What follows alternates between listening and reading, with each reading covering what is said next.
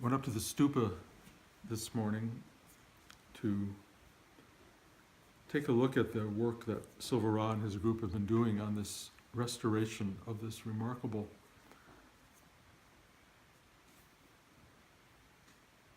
spiritual center that in many ways was constructed for Rudy, but really represents the lineage of Rudy in the world.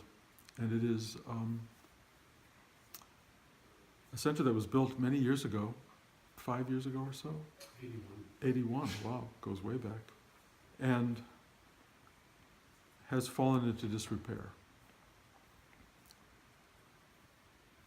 And one of the things that's been happening to me over the course of the last few years, as you know, I've become kind of a photographer, and what I'm finding myself drawn to is disrepair, the breaking down of that which has been built, finding a surprising beauty in decay, in rust, in mold, in patterns that exist in the world when things start to fail to cohere.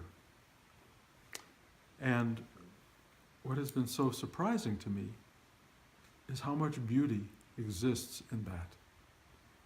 And what hit me when I went up to the stupa is that it's this extraordinary space of holding energy, if you will, building energy, celebrating, if you want to put it that way, the energy that Rudy represented and his lineage represents in this world to this minute.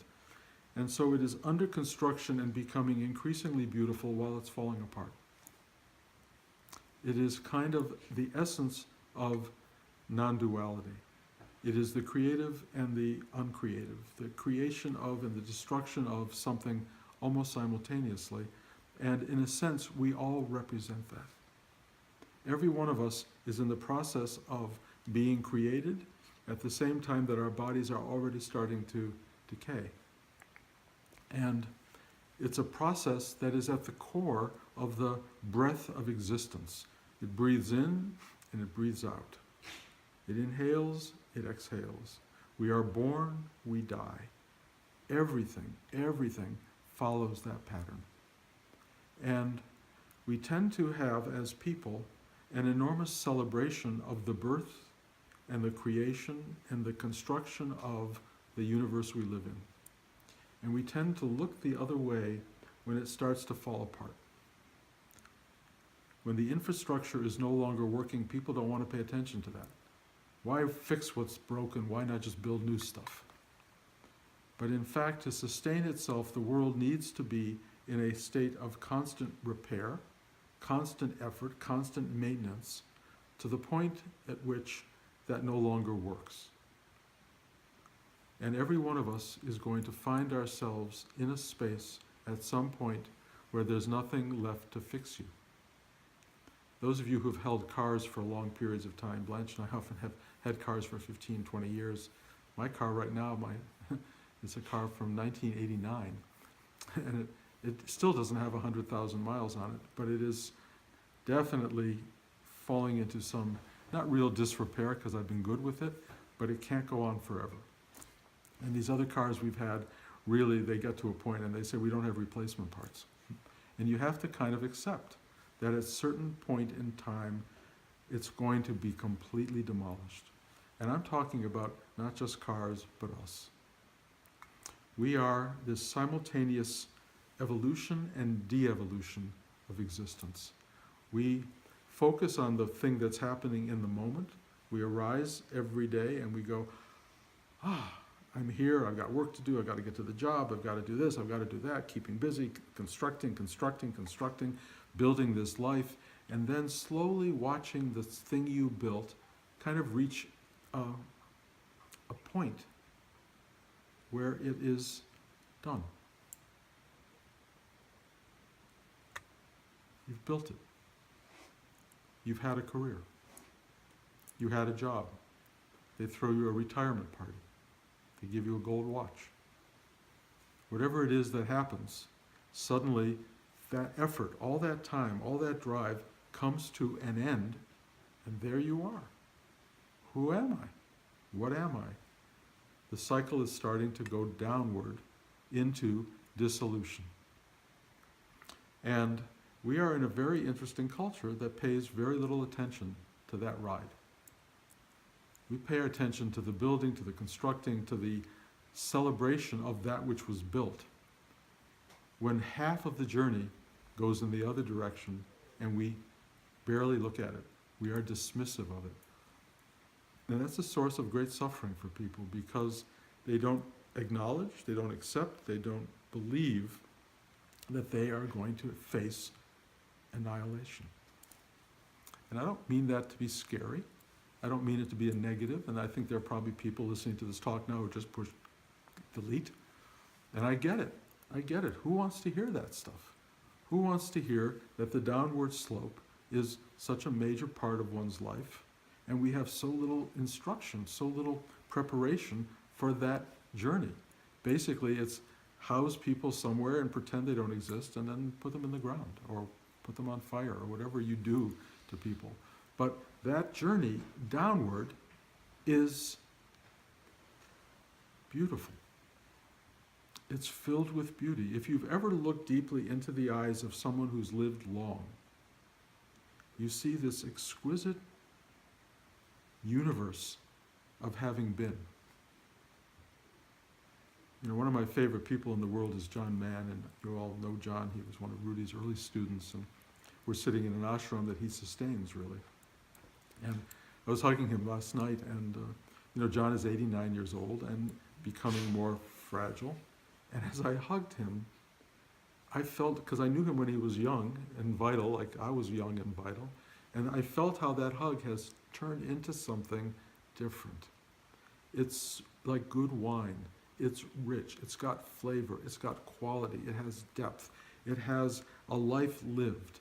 And for so many people, if they walked down the street and walked by John, they would see an old guy or an aging guy. And they would go, old man, and just be dismissive, as are most of us, of people who have passed their prime. But in truth, if you stop for 1 minute and looked at any of these people, even the most derelict of us, as we start to decay, carries with us a journey, carries with us a life experience, a richness of being that cannot and should not be denied. You don't need to go into everybody's story. I mean, sometimes that's really interesting to hear the story of their life and the journey, and to kind of put it together as a series of either episodes that don't end up particularly well, or as a series of incredible triumphs and dramas and emotions and connections and disappearances and griefs and all these things that go on in people's lives, and to really get the full measure of somebody's existence, and to realize every person you're looking at is an embodiment of a massive universal journey, an incredible journey. And that journey has epic proportion. That journey is to be celebrated, and that journey is to be observed with all of the exquisite ornamentation and all of the exquisite destruction that goes along with it. When I was at the shrine up at the stupa, I just started taking pictures of the parts that were not working, the parts that were falling apart. And I know Silva Ra and his group are going to put that all back together, and the next time I come, it will look beautiful and repaired.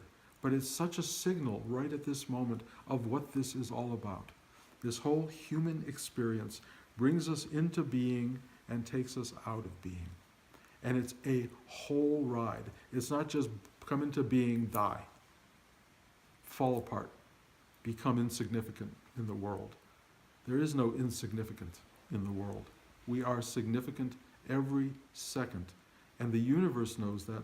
What doesn't know that often is other people, and often our own selves. We are so unprepared for the fullness of this human journey, of this human ride. And it's important to pay attention. And it's not easy. It's so interesting. I've gone to dinner with people my age. One thing we do not talk about is the future. At all. It's just not a given, because Nobody wants to think of old age homes. Nobody wants to think of doctors every other day. Nobody wants to think of giving up everything you have. Who do you give all your stuff to? You know, I mean, what didn't happen in your life? What kind of should have happened? And the sadness, the happiness, the grief. I'm going to lose this. I love that. All of that stuff is in every human being, everybody. And the trick is to find a space inside of enormous stillness that reaches out and says yes to the total package. Every birth has within it the death, and every death has within it the totality of the life lived. That's as much as we sort of know. Deep within us, within the entry points of our own doorway to self, there is this observer, this witness that watches the whole thing, and that really knows and understands the whole ride that you're going through. It is a timeless space. It knows beginnings and it knows endings. It knows the infinite and it knows the finite. It is an extraordinarily aware and in some ways loving and compassionate space. If you are only in the outer journey, if your whole life is addressed to the outer journey, it will have cause for amazement, celebration, misery, unhappiness, depression, death.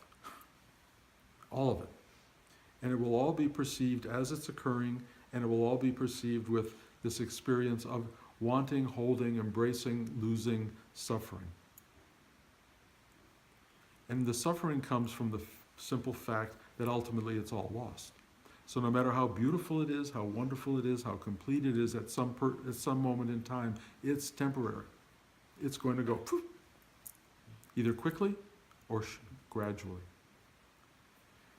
To live your life completely in the outer, which is what most people do, is ultimately giving yourself over to great loss, grief, and unhappiness.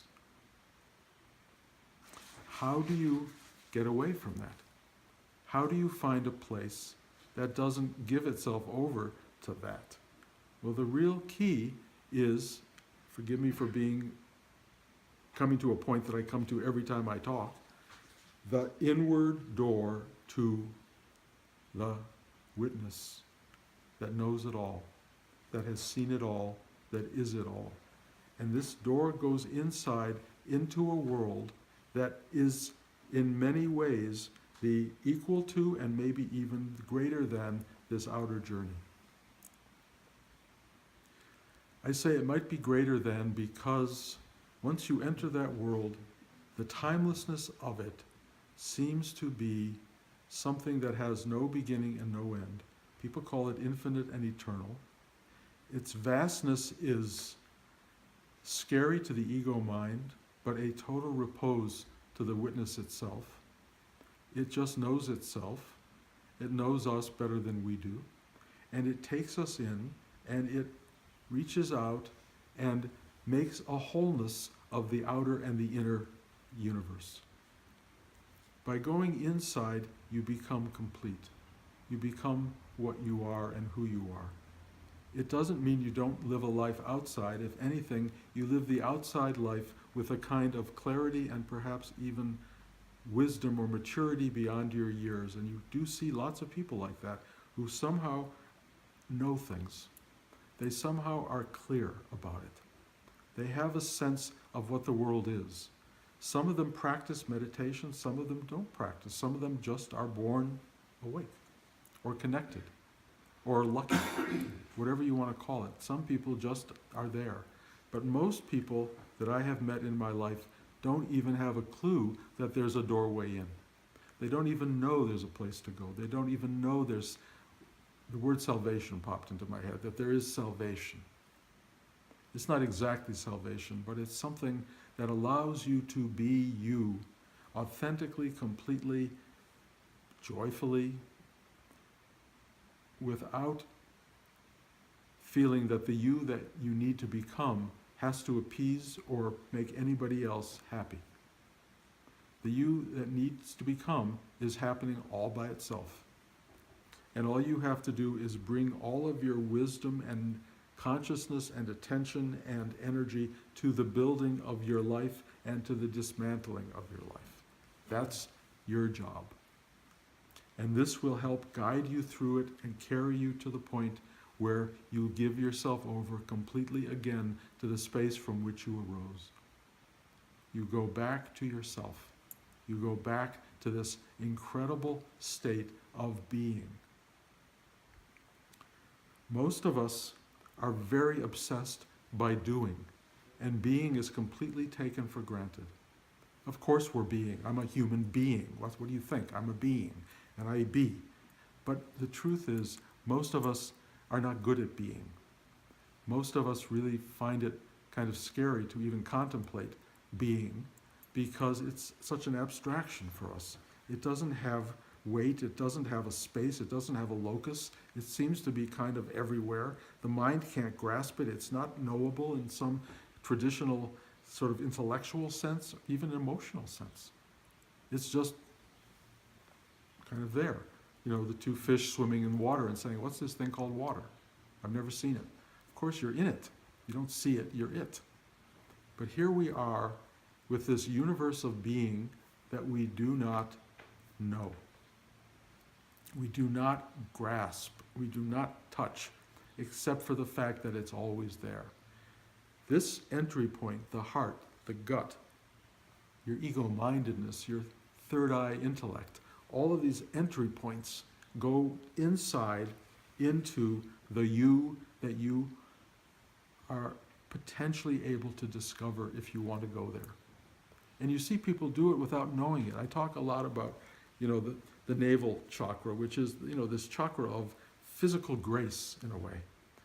The ability to achieve and do in the world. And I always watch, when I watch, I talk about it, when I watch the basketball games and you see the perfect three-pointer and you just feel it coming from the navel chakra and this grace of making something happen in the world that is so beautiful, that ball going across the whole court and somehow finding its way to that basket, and something in you goes, oh, that's what it feels like in there. When somebody speaks and they have an eloquence of speech where the words match the thought, match the feeling, express the truth, the poetry of being, when that happens, something in you goes, oh. When you look at somebody who's truly beautiful, or you look at a painting that's truly beautiful, that just touches you so deeply, you go, when you understand something, when something clarifies for you for the first time, and you go, oh, that's what that means. These are the aesthetic moments in the world that we live in, that touch upon the inner space. I don't know that Steph Curry knows how he does what he does.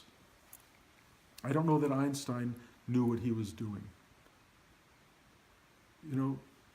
Hemingway, did he know that was coming out of his throat chakra? I have no idea.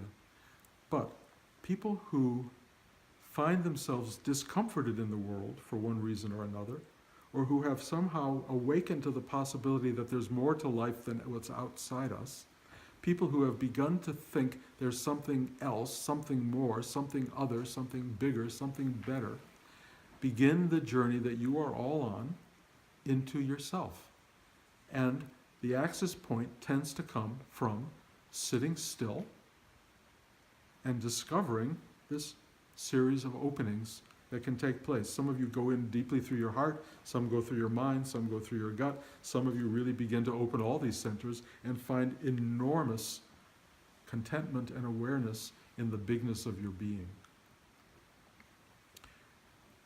It's hard to go there inside for a lot of reasons. One is we're born to get interested and involved in the world. We are obsessed in what's outside. The outside seems to be everything. We are connected to others. We want to be connected to others. We love the thing around us. And so it completely removes us from this inner journey. It's only some kind of suffering or some kind of accident of birth or something that happens when you're young. For me, it was, I saw that people died. And I went, whoa, well, that changes everything. If they die, what does that mean? I immediately got totally caught in that as a little kid. You know, it was kind of shocking. I was with my dad and my mother in a car, and we saw a crowd of people, and we stopped the car, and we got out, and my father took me, my mother waited in the car, and we walked over to this place, and there was a girl my age lying on the ground, covered with a blanket that was completely soaked in blood, and she was dying. She had been hit by a car. And I went, and I never stopped going. It was the beginning. It was a total gift on some horrible level, because it made me go, this is dangerous. This world is not the answer. This world can go like that, and we all know it. But that was my awakening to that reality. And it went on and on from there, but I knew that I had to find stuff inside. I had no idea how. You know, the closest I came was this idea of prayer, praying to something unseen and unknown, but that was always like an outer thing, like thy Father who art in heaven, you know. Out there, no. The LSD experience in the 60s was like inward. It just absolved the world. It took the world and dissolved it in a split second. My whole life just meant nothing in a second. And then there was just this unbelievable unending bigness. And it was, I wouldn't want to talk about the whole experience because I could take the rest of this talk, but it brought me to a place of saying, I don't know anything. This is huge. This little life I had was nothing compared to the bigness of what really is. And then when I returned from that, which was an unexpected event, and was told, tell people what you saw, which is what I'm doing as I speak to you right now. When I was told to do that, I started to go, well, what was it? What was it? And what I realized was there was something called meditation, that Eastern philosophy had doorways into this massive universe for a long time, and our Western culture hadn't. It just didn't talk about it. It talked about when you die, when you finally go to heaven. And this happened in the middle of a life, not at the end of a life. So here I am, going onto this trip inward.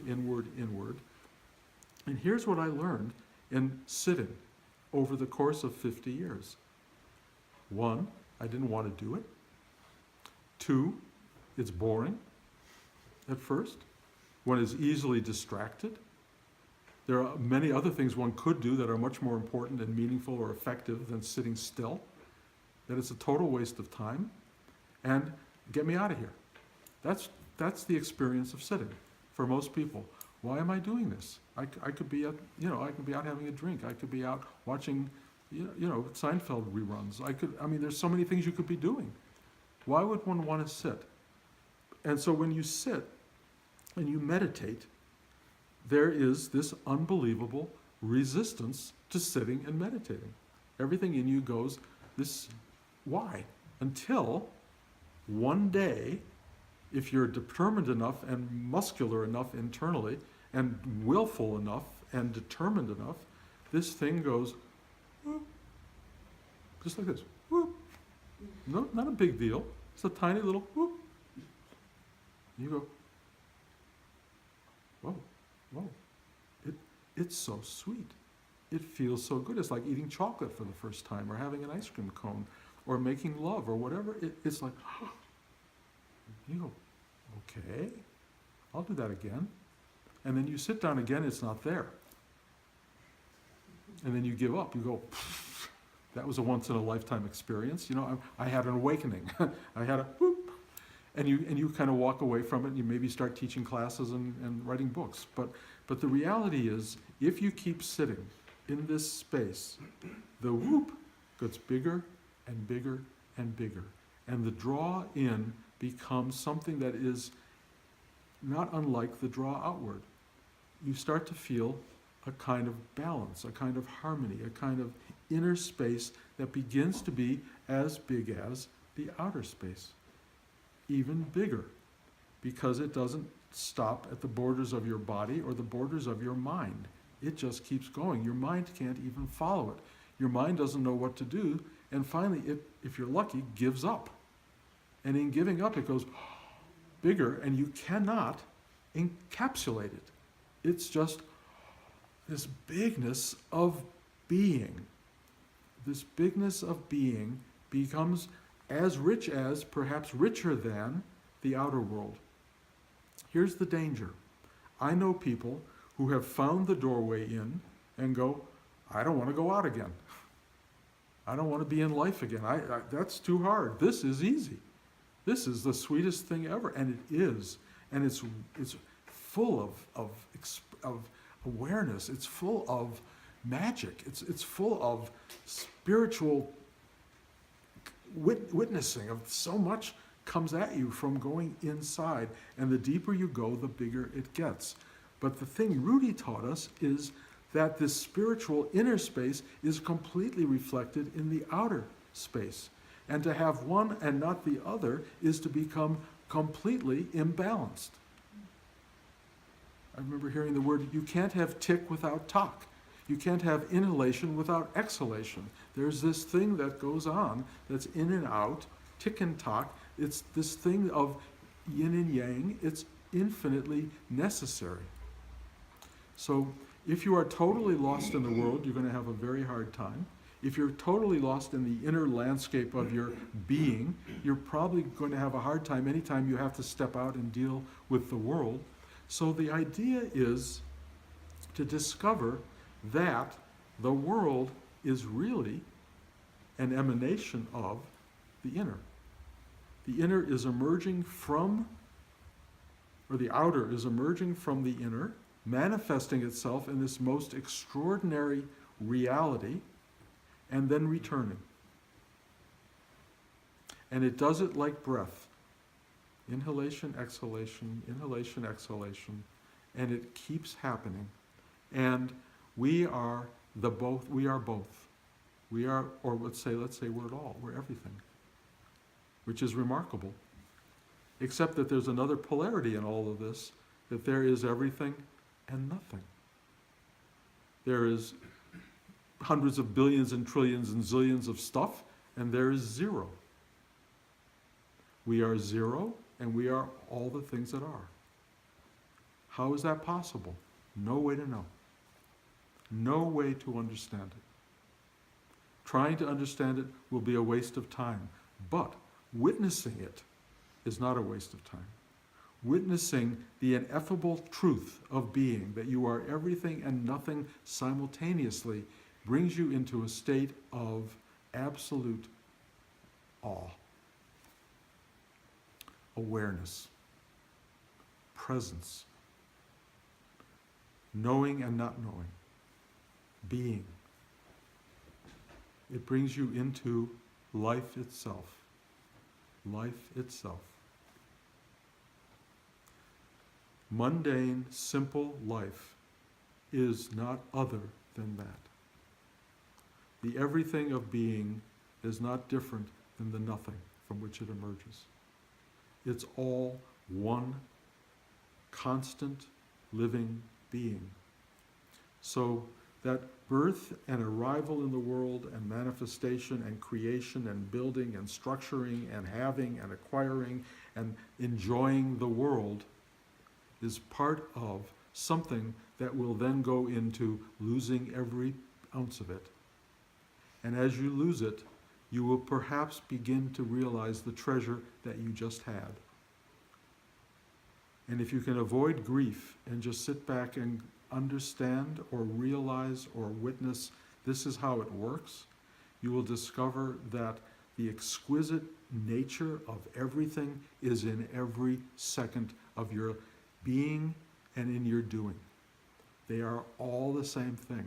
And if you are really awake to that, if you are enlightened from the burden of being unhappy in all of it or reactive to it, if you just open to and accept all of it, there is this exquisite presence that animates and fills every square inch of it.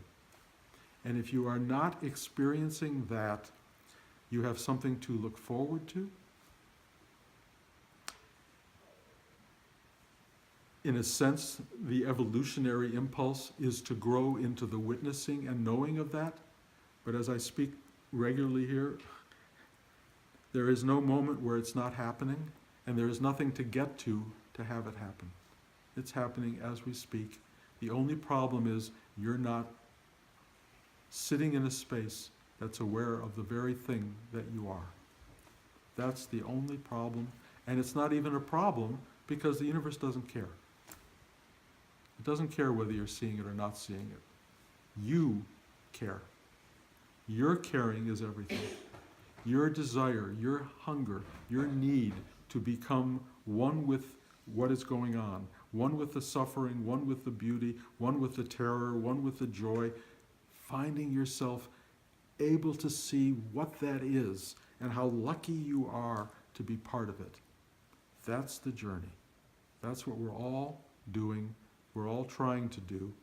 Those of you who are just in the world probably will not feel satisfied. Those of you who are just on the inner journey, expanding into your nothingness, will probably feel special, but you're still alive and something's going to grab you.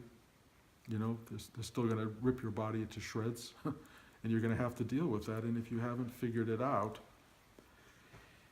you know, you're unprepared for that. So find the balance, find the harmony between the inner and the outer. Recognize, if you can, that this is that the world you are in is all there is. It is infinite, timeless being wrapped up in time and space. You are the very thing, you are the manifestation of the very thing you are seeking to discover. You are its expression, you are its fullness or its incompleteness, and its incompleteness is just as meaningful as its fullness. This is what you're looking for, and so as soon as you start to go, well, I don't want that part, I want this, I don't want that, that's where you get in trouble. The minute you go, I'll take the good part and not the bad part. It doesn't work out that way. It's everything or nothing. Everything or nothing. And you have to say yes to everything. You have to find that voice in yourself, and I can only tell you there is a voice in yourself that knows what I'm saying, that in fact is speaking to you now. You are the thing you're looking for. It is everything and it is nothing.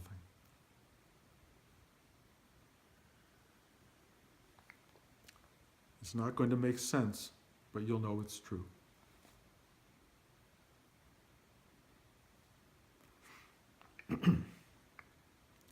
So take a trip up to the stupa, or any stupa, or any place in the world that's both in creation and demolition. Anything that's falling apart has beauty. Anything that's being built is beautiful. It's all part of this unbelievable creation that we are. Try to appreciate it. Any questions? When you first started to speak about the beauty of decay, I just thought of that there was a little synchronicity in my life this week. For some nights I could do wabi sabi. So I thought they were kidding, so I said, why no tango? But of course then I had to look up what wabi sabi was, which is the celebration of both the decay and the beauty in Japanese art. You talked about the comfort and the discomfort. And the discomfort gets us to the comfort. But the comfort's never stable. So we go back to the discomfort so that we could grow. And the doing and the nothingness, I find I just do too many things. And I think I do too many things like a lot of people because I'm afraid of the nothingness, of what would happen if I didn't do all these things. Well, I mean, you're going to discover, at least as I have, that there'll come a point where there's less to do. Where you wake up in the morning and the to-do list is very small. You know, eat breakfast, go to the bathroom, look out the window. That's your to-do list. What do you do with that to-do list? It's going to happen if you live long enough and are lucky enough to have that occur. The to-do list is all part of a certain kind of structuring of life, and we all have it. But it really does come to a point where it diminishes. It's not completely gone, because you will start to say, well, what can I do? What can I do now that there is nothing to do?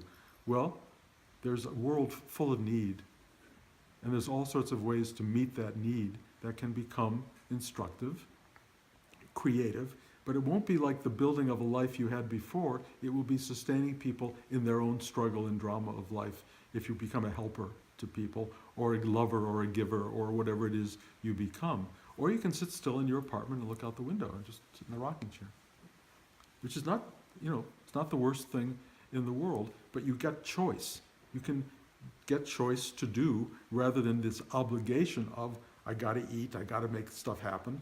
And nowadays people don't have a lot of money, so they do get to a place of nothing to do, but they still gotta maybe, go work at Walmart or whatever it is to keep doing, to keep eating, to keep that stuff going. That is kind of a dilemma that a lot of people face, and actually for billions of years, or millions of years anyway, the human race didn't get to retire.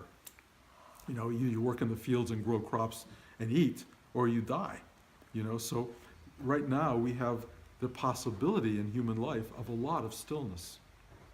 We really do, and possibly more as human life becomes replaced by artificial life. It's going to create an entirely new way of looking at the world, where doing is just not going to be quite what it was. Well, then what? Because we have the capacity to sustain the human race without a lot of human doing. So reinventing the human condition is kind of on the horizon, and it's really going to be interesting. It would be great if this spiritual clarity helped to fuel that, but that's not a given. And a lot of people are going to rebel against all of what, this idea of being, because they're afraid to give up doing. I completely understand it, but much of doing is based exactly on what you said, fear of nothing. Fear of nothing. And that fear of nothing will last until you develop the skill or the ability to sit still and look at what nothing is. And when you discover that nothing, no thing, is everything, you go, oh. And when you discover that no thing has certain qualities, at least for a while, of bigness, comfort, joy, clarity, all of these qualities, until it has none of those, until it gets beyond all of that. But by that point, there's no you to care about it. There's no you that goes, oh, I'm uncomfortable. Oh, I'm fearful. There's nobody left to do that. There's just the thing itself. And you are that very thing. And you go into a state of pure being, and then somewhere, for reasons we don't understand, you may decide to come back into doing, into human experience, into becoming a baby again, to being born again. Then you get to ride this out again, figure it out again. Or maybe, as the Buddhists say, you become a bodhisattva, you come back with the knowledge of this, and you come back in the world to do what all of us are here, I think, capable of doing, share this with people. Because most people don't know what we're talking about. And you can find ways into opening them to that possibility. And trust me, as the world goes through the changes it's about to go through, people are going to be really interested. Because how do you exist when you don't need to do anything? I mean, what if really the government provided everybody with a house and food? If we did that, I mean, I don't know the likelihood of it, but we could do that. And we started to give everybody enough, the health care, all the benefits of a social life without having to go out there and work for it. What do you do? Big question. People who are creative say, oh, that's great. I'll draw, I'll write, I'll make movies, I'll make television shows. I don't know what people will do. But there are a lot of people who don't have that. And they're going to have to also sit down and go, what do I do, without rebelling against the system? And as you go deep into this inner space, the impetus to do will form itself, and it will tell you what to do. You will feel what to do. It won't be outer directed, it will be inner directed, and that could be beautiful, really beautiful. The potential in human life for a perfect world, a perfect union, really does exist. It's just not easy to get to. And I understand the fear of nothingness, and I appreciate you spoke about it, but it is at the source of what keeps a lot of us engaged. And at some point, you can't look away. It's right in front of you. I find the best part of growing old is having time for meditation. Having time to just go out and sit under the trees and just be thankful. I mean, I love that you find that. And I wish that were true of people who grow old in general. I don't experience that. I've watched people grow old with a lack of grace, you know, who don't know how to sit still, who are totally programmed still for doing and can't, whose minds start to go, you know, totally off the grid because they don't know how to function anymore. You are not that person, and you represent to me what it should be. What would be wonderful, Dale, if people could find the joy of having nothing to do as an enrichment, not as a diminishment. You know, liberation from self is liberation. You know, being liberated from the world of doing is a freedom that is beyond understanding. But our culture doesn't grasp that. But, you know, you can be the living example of it, and there will be people who will see you, know you, touch your truth, and it will ripple out gently and into the world, and other people will know it. Your children will know it. Your grandchildren will know it. And luckily, you have 5 children. So there's going to be a lot of people who will learn from your being. I hope so. It will happen. You know, they'll live it their own way. Jill. You know, it's interesting, until you spoke, I didn't think of this, but when you spoke about inner, whatever you have here, it comes out, and I guess it was maybe 6 months ago, it dawned on me, like one day it was the aha, and I just was like, everything I'd asked for, because I have to work, I don't have a lot of money, so I have to work, but everything I asked for, I actually got. I actually had in my heart, I guess, what I needed to sustain what I have and need to survive. And I created a business that I work not a whole lot. I work hard when I work, and now I have other people to help me, so I work less, and I make the same amount for some reason, I don't understand, but that's good too. But it just found it interesting because it is true. And it took me, I guess, 8 years to finally go, one day, wow, you wanted 2 cars, you have 2. You needed this, you have that. And I am off all winter. Well, let me address this for one brief moment, because it's really interesting. The universe provides. Yes. It truly provides. And the more you are surrendered to it, the more it will provide. It is shocking how much it gives. On the other hand, and I say this as a warning to you, to me, and everybody else, I was describing this to a number of us on a walk today.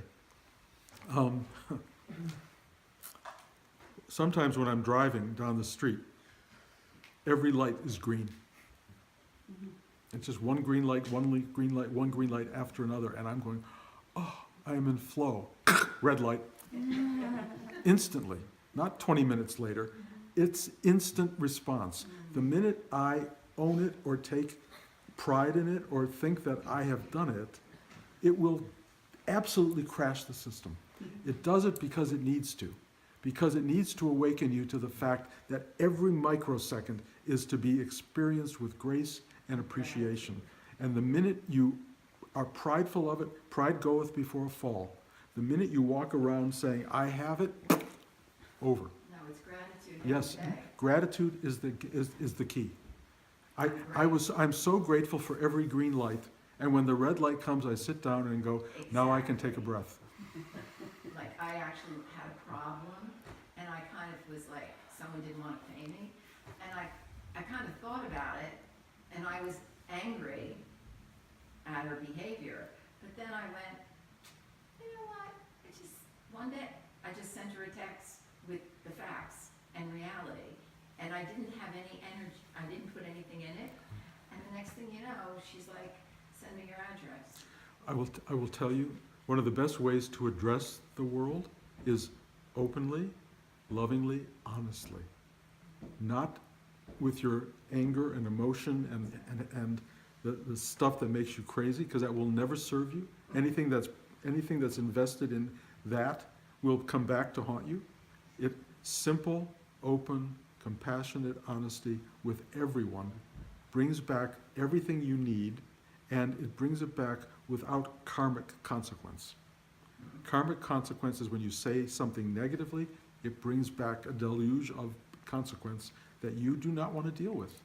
And you can actually get to a point in life where you no longer create consequence just by being open-hearted and honest. The reason I even brought it up was to really just concrete what you said. No, I'm happy. I'm happy you brought it total- up. And it was interesting that I'd never paid attention to it. I just took it on a roll. Every time I find a bathroom when I need a bathroom, I am in total, thank you, Lord. I truly, and as you get older, that happens more than you imagine. And you just really are like, oh, thank you, because it didn't have to happen. We used to have to stop the car for my mom so she could go off in the bushes, because there was nowhere to go. And I felt for her. She was shamed by it, and it was difficult, and I've had my own episodes along the way, and I don't want to bring this down into defecation and stuff. But, ultimately, the universe cares mostly enough to provide for us in what we need. It just does. It's constructed to do that. It's constructed to love us and provide. And when it doesn't provide, it may be the end game. When you enter the end game, and we all will, what you want will not come. When you enter the end game, you are no longer given the stuff the ego mind hungers for. It will say, sorry, no more. And at that moment, all of the years and years of practice and effort that you have created comes into play, and you can go, thy will be done. And you leave graciously. And it will happen. Seth? I have a question about writing, actually. Somewhat similar aspirations to what you went through. I remember you saying yesterday how you can speak to the masses, but only a few are touched or impacted. How would you go about it differently so you could actually, have resonance between the inner and outer, and also help and fulfill and all that jazz?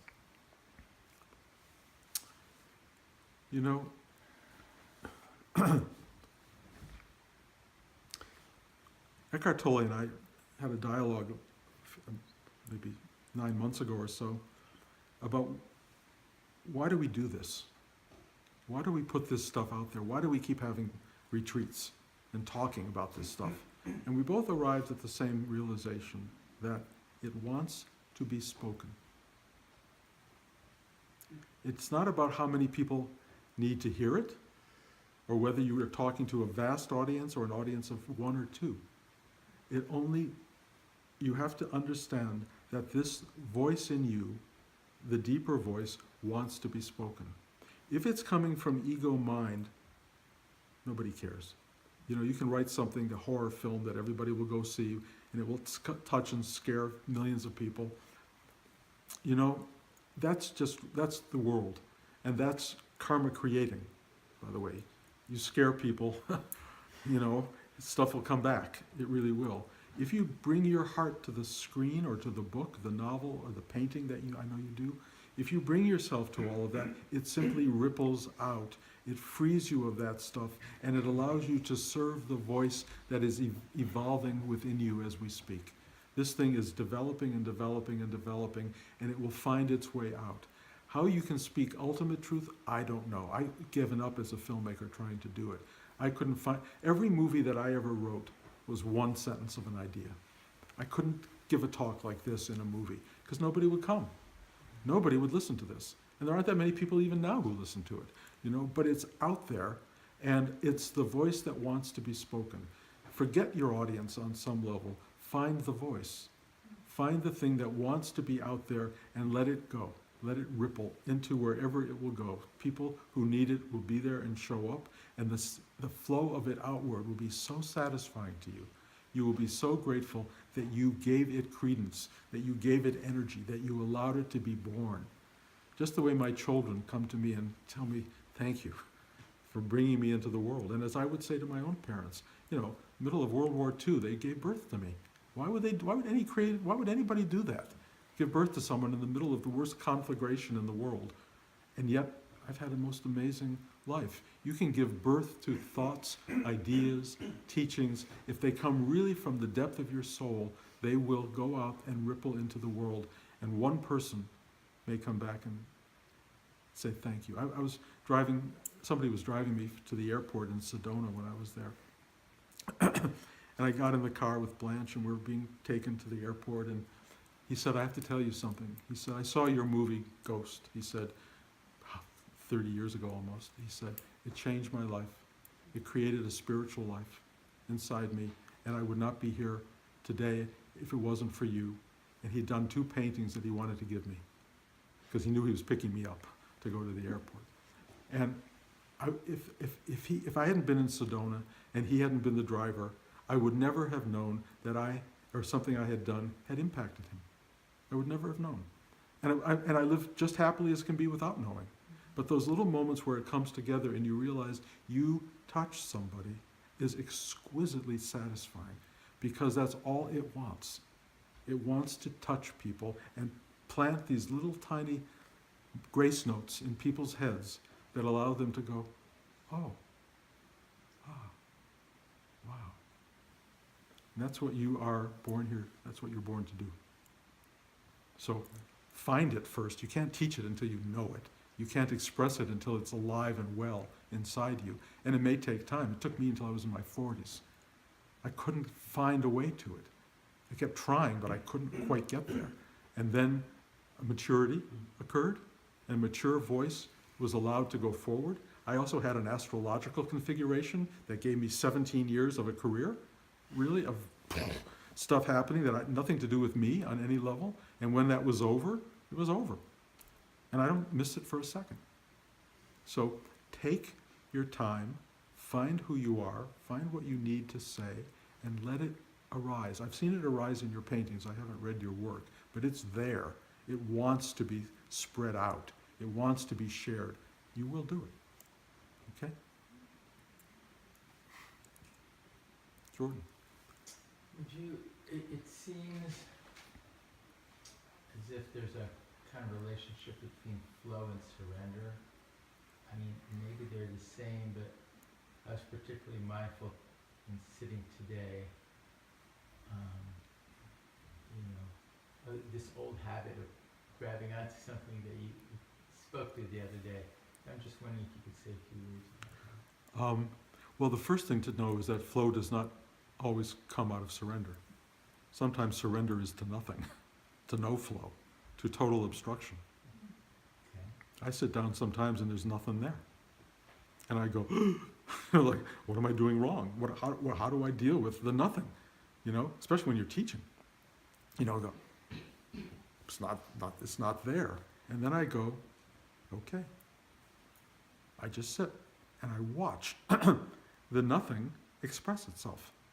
I watch how it works its way into people. It wouldn't work its way into people if it was flowing, because they would have something to react to. But they have nothing to react to when there's nothing. So they're just there and they're just open, and it's going, whoop, it's just going in. And I say, okay, that's how it works. Flow is an experience that makes us feel good, that makes us feel that we're touching it. But you have to feel good not touching it, not being connected. Every element of the human experience, every element, from the worst to the best, is all one thing. It's not better or worse than something else. It's like, just go, okay. When I sit and I experience pain, I have a lot of nerve compression right now, which is very painful. I don't try to run away. I go, okay, and it informs the teaching.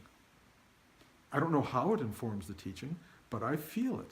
It comes up and it opens and it spreads around, and the teaching uses it in a way, and it filters through the room and it touches things in people. I don't know how it works. I have no idea, but I know I see the interaction, I see the connection, I see the unfolding in other people, and I go, my pain brought a release to somebody else. if you look, I mean, maybe Einstein could have figured out those laws of, in the world. I don't know them. I'm not an Einstein, I'm not someone who can put it into concrete form, but I watch it happen, and I watch it with amazement. And that's my biggest gift, in a way, is that I can go, wow. And thank you. So be careful wanting flow, okay? Flow is great, but it's not essential. It'll happen when it wants to happen, and it will get dammed up when it wants to get dammed up, and it may overflow the banks at times. You just don't know. Anyone else? You only get one shot, guys. Okay. Thank you. Lunchtime, 3 o'clock, we'll come back for whatever occurs at 3 o'clock. It could be questions and answers, it may be more than that, but we will definitely have a class and sit one more time. Okay, thank you.